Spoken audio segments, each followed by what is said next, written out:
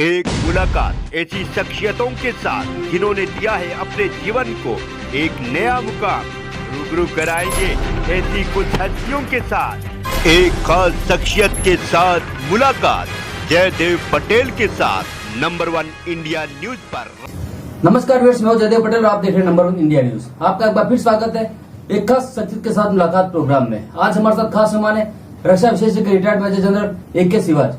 General AK Siwach, आपका बहुत बहुत स्वागत है आज के हमारे प्रोग्राम में। जनरल सिवाज, आपसे मेरा पहला सवाल है कि जाति वाला विवाद सेना को लेकर क्यों खड़ा किया जा रहा है? आपको क्या विवाद सही लगता है? क्या सवाल जायज है जो विपक्ष लगातार पूछ रहा है? नहीं, बिल्कुल ठीक नहीं। ये जो आपको पता होना चाहिए, जो हमारी फौज है उसके अंदर जो भर्ती होती है उसमें कोई बदलाव नहीं आया। लास्ट 100-150 साल से वही फॉलो। और उसमें है 2 टाइप की भर्ती हमारी। एक है ऑल इंडिया ऑल क्लास और एक है कि जो कि स्पेसिफिक एरिया, रीजन, कास्ट और रिलीजन से।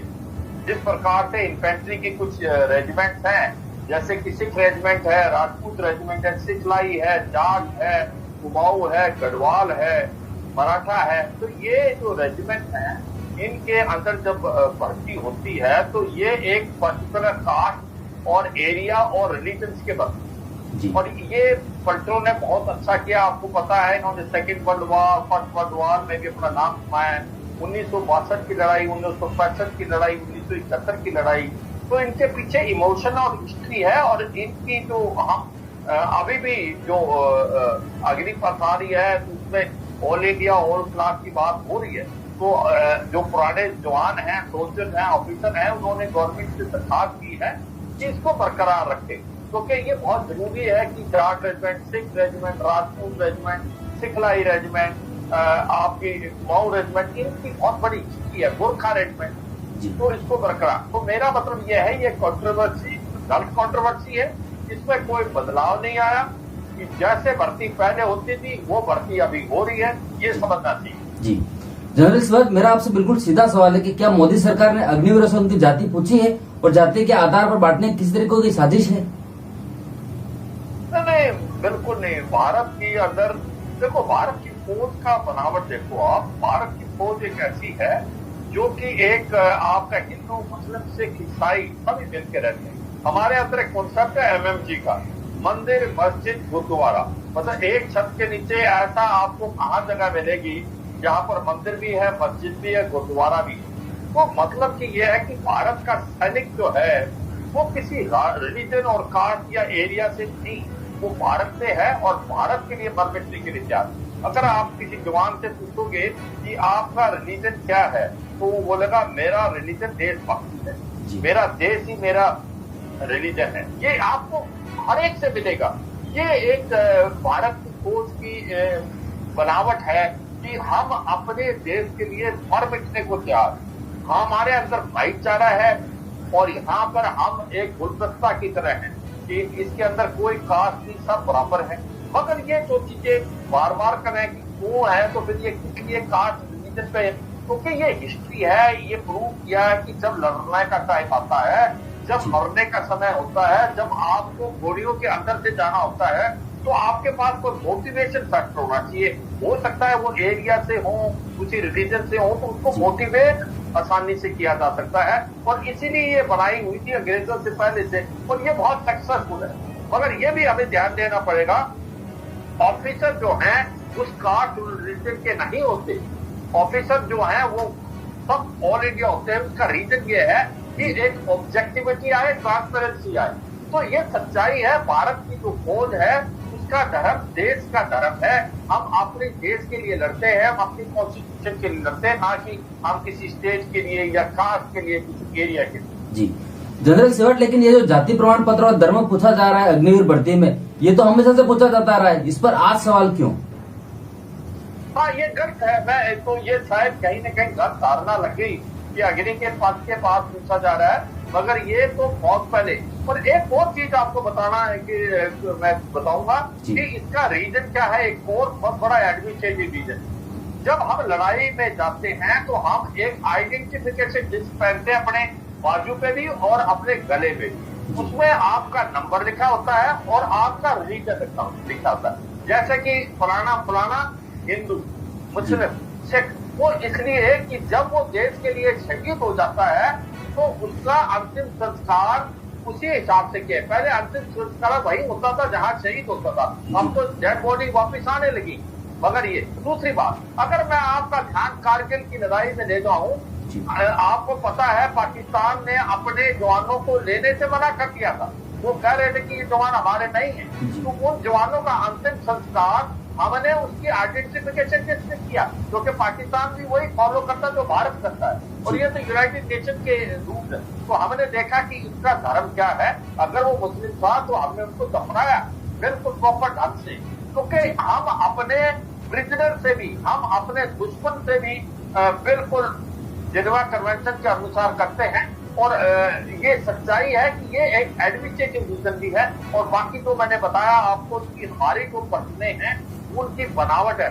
जैसे मैं जम्मू एंड कश्मीर राइफल, मेरे पास जो मेरी यूनिट है उसके अंदर 2 डोगरा कंपनी है, एक गोरखा कंपनी है, एक मोहम्मदन कंपनी, और मैंने मोहम्मदन कंपनी को कमान किया। तो वहां पर सब के सब मिल के रहते हैं। और ये तो बातचीत कर रहे हैं कि क्या कोई इसमें बदलाव आया है अग्निपथ के बाद, बिल्कुल बदलाव नहीं आया। भर्ती ऐसे ही होती थी और अभी भी वैसी होंगी। और भारत की जो फौज है वो एक ऐसी है कि वो एक सिखलाई देती है सभी पूरे भारतवासियों के लिए। हम देश के लिए बदला चाहते हैं, हम देश के लिए जिंदा रहना चाहते हैं। तो ये है, हमारा कोई धर्म नहीं, हमारा कोई कॉन्स्टिट्यूशन के साथ और देश के साथ। जी जनरल सिवाज, विपक्ष जो आरोप लगा रहा है उसमें एक आरोप ये भी है कि जब इसमें ये 75% 4 साल के बाद जब बाहर जाएंगे तो सरकार जाति देखकर 75% को बाहर कर देगी, उसमें सारे पिछड़े और दलितों को बाहर करेगी।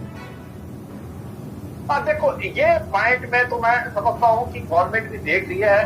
सच्चाई ये है कि ये 2-3 बातें हैं अग्निपथ में। अगर मैं कहूँ गवर्नमेंट इसको लेके आई है, गवर्नमेंट के रीजन बहुत इम्पोर्टेंट है। वो चाहती है कि हम पैसा बचाएं और मॉडर्नाइज करें। देखो, आने वाला समय लड़ाई के लिए अच्छे हथियार होना बहुत जरूरी है। आपके 2 दुश्मन हैं, चीन और पाकिस्तान। दोनों अपने आप को मॉडर्नाइज कर रहे हैं और लीन और मीन कर रहे हैं, स्पेशली चीन। तो हमें अपनी डिफेंस फोर्सेस को मॉडर्नाइज करना है, उसके लिए पैसा चाहिए।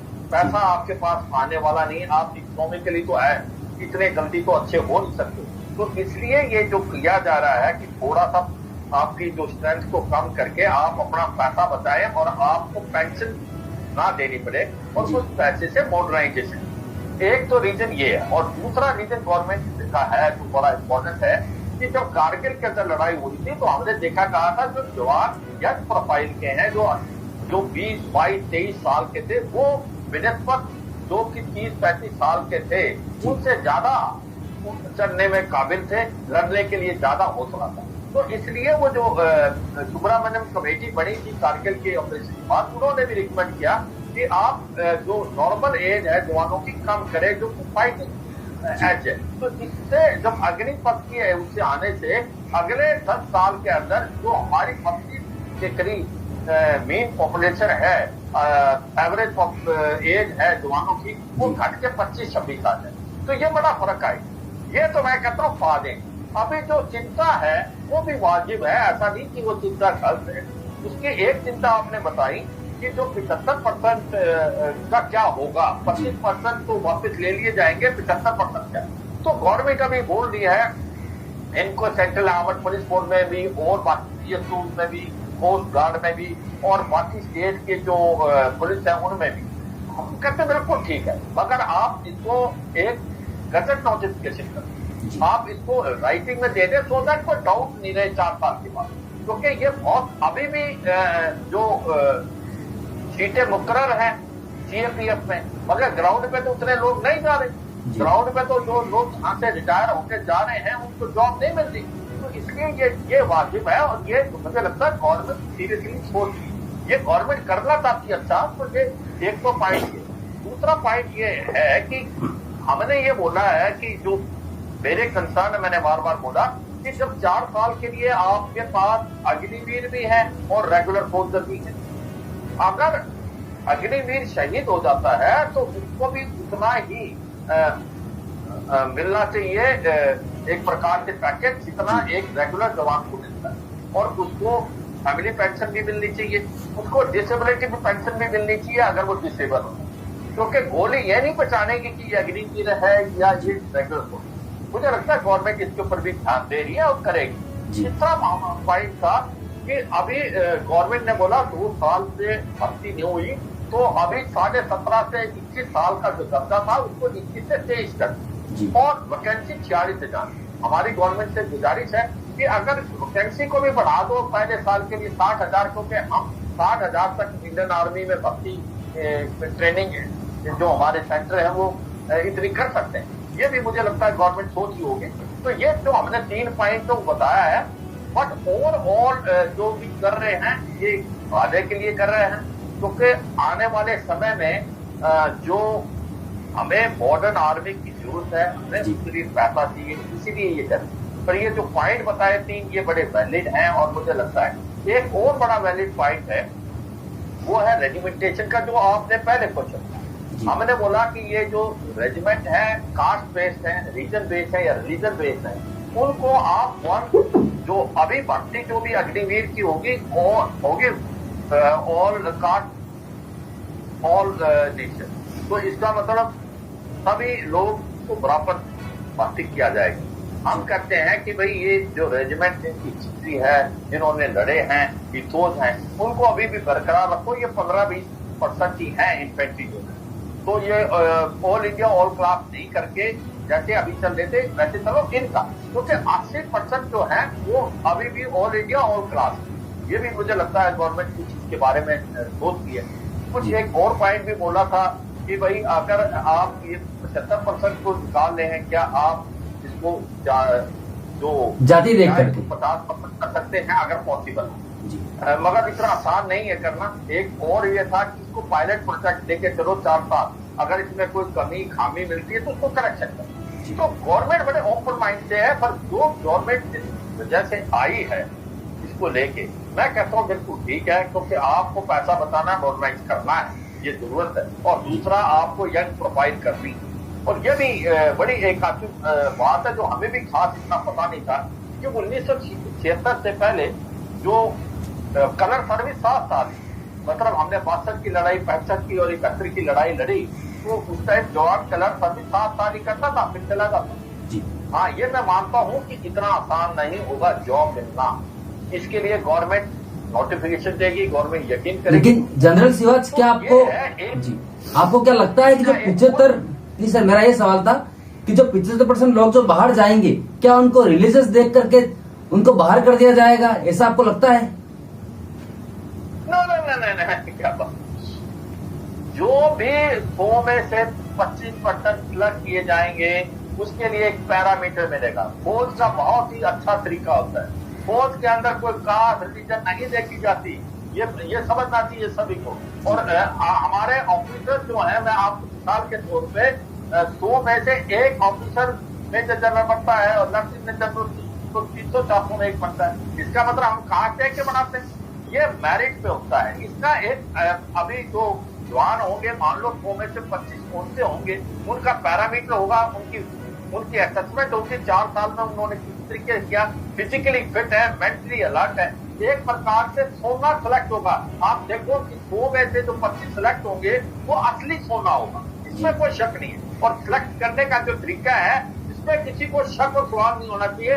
भारत की फौज जो है वो बहुत ही मेरिट बेस्ड काम करती है, तो ये नहीं देखा जाएगा ये किस धर्म का, किस रिलीजन का, किस एरिया का, प्योरली मेरिट पे देखा जाएगा। मुझे लगता है ये जो चीज इनको समझ आनी चाहिए, क्योंकि हमारे पास अभी भी जो प्रमोशन सिस्टम है वो एक one of the best in the world है, और भारत के प्रमोशन सिस्टम को लोग देखने आते हैं। और आज भी हम जो प्रमोशन करते हैं जवानों की, हम उसको हर जवान तो प्रमोट नहीं होता, वो कुछ लोग 35-37 साल में चले जाते हैं, कुछ नायक बनते हैं, कुछ हवलदार बनते हैं, कुछ जूनियर कमीशन ऑफिसर बनते हैं, तो वो तो बिल्कुल मेरिट में बनते हैं, कोई किसी का रिलीजन नहीं देखा जाता। भारत के अंदर भारत की फौज एक ऐसी फौज है जिसके अंदर सभी धर्म बराबर है और सब एक जैसे हैं, किसी रीजन पे हो।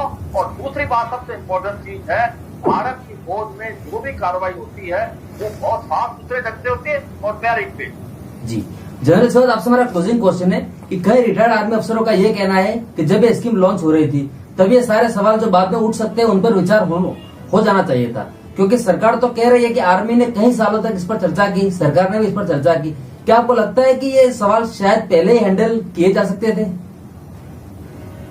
देखो, ऐसा क्या हम अभी तो ऐसा लगता है, मगर ऐसा नहीं है कि ये जो बात थी पूरी फौज के अंदर, ये अभी से नहीं, इसमें 5 से 7 से चल रही थी बात, इसमें तो कोई शक नहीं है। और उसके बाद ये जो शक और सवाल रह गए हैं, ये गवर्नमेंट बड़े पॉजिटिव है इसको करने के लिए, पर ये कहना है कि अभी आगे गवर्नमेंट ने सोचा नहीं और अब ये पॉइंट आ रहे हैं, अब गवर्नमेंट बैक आ गई, मुझे लगता है ये तो शायद ठीक नहीं है।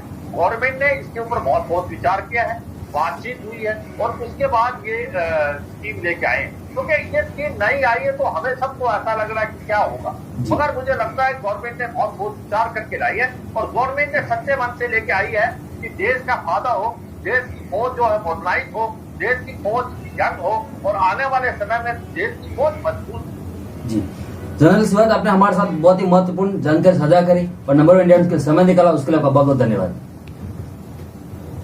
मेहरबानी। जय हिंद। जय हिंद।